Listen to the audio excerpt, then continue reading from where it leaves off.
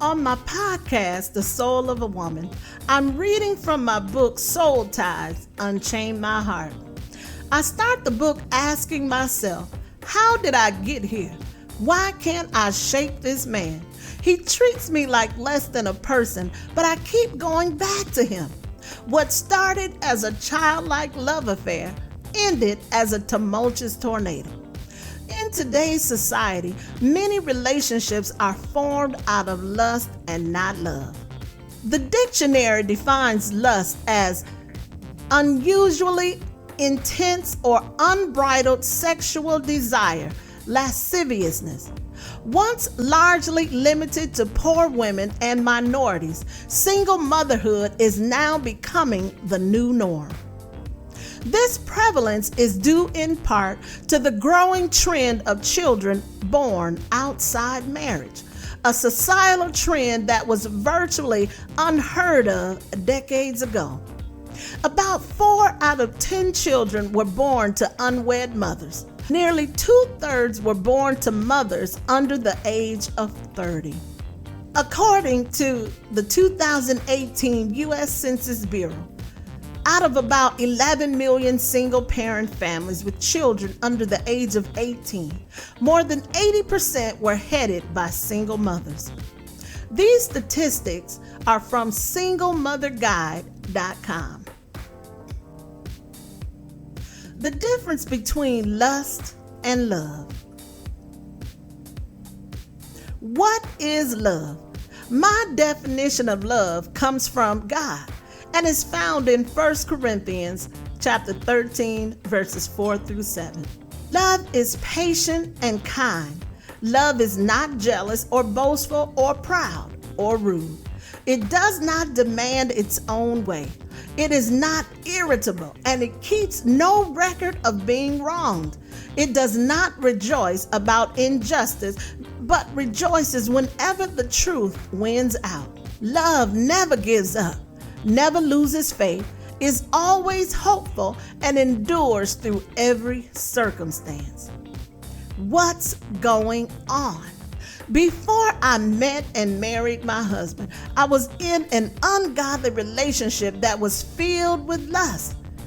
As the dictionary said, that unbridled sexual desire. And as I said in the poem I wrote, my mind was saying no, but my body just wouldn't let go. I couldn't shake the emotional soul tie I had with him because I was like many women today who get to know a man's body parts before they get to know his heart. See, lust captivates the mind and leaves you empty, but love captures the heart and leaves you longing for more. 1 John 2:16 and 17 says, "For the world offers only a craving for physical pleasure, a craving for everything we see, and pride in our achievements and possessions. These are not from the Father, but are from this world. And this world is fading away, along with everything that people crave. But anyone who does what pleases God will live forever." 3 signs is lust and not love. Lust is pushy. Love is patient. Lust is selfish. Love is selfless. Lust is restless. Love is restful. To answer the questions I asked earlier, how did I get here? I got in the ungodly relationship because I wanted to satisfy my flesh. Number 2, why can't I shake this man? I couldn't shake him because I created an ungodly soul tie with him that kept us connected like a husband and wife, even though we weren't married. And number 3, he treats me like less than a person, but I keep going back to him. Even though he treated me wrong, I was drawn to him because of the lust that was in my eyes. How to move forward. Set boundaries. Setting boundaries is not for him, they're for you.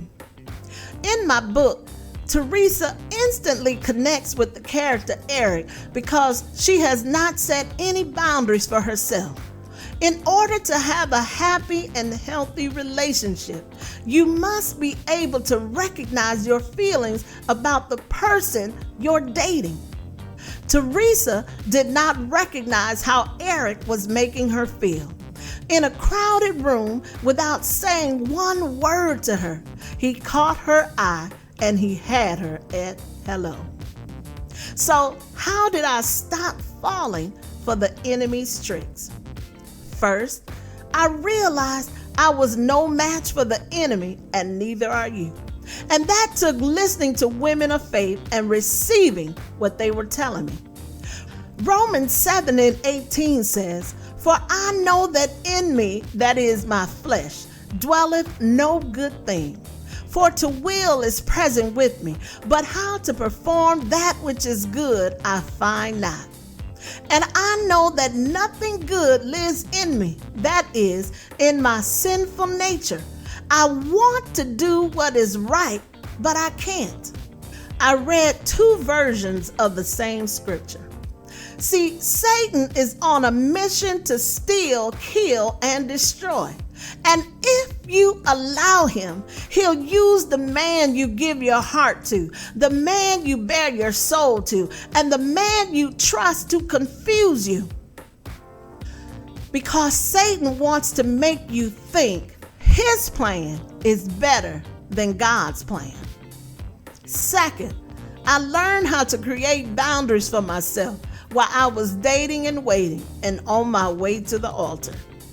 Boundaries in dating relationships are not for him. They are for you. The enemy knows exactly what type of man you like, and he will send him your way. At your most vulnerable moment, he will strike. As a woman, when you learn to set real boundaries, and what I mean is you set them and you stick to them, then you can take a step backwards and look at him for who he is and make a wise decision. You can listen to the Soul of a Woman podcast and get your copy of the book Soul Ties Unchain My Heart and join the discussion. In the comment section below, I've listed how to set boundaries and enforce them so you can move forward and get the love you desire and deserve.